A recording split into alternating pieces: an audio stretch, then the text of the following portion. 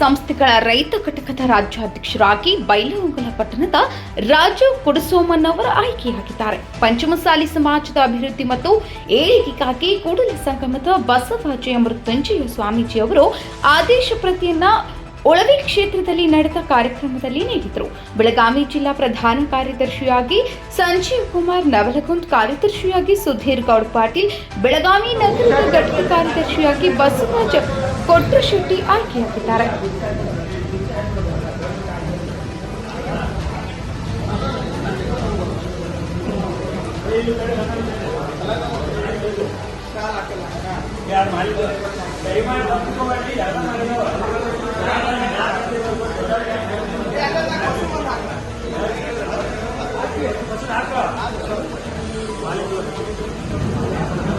मालिक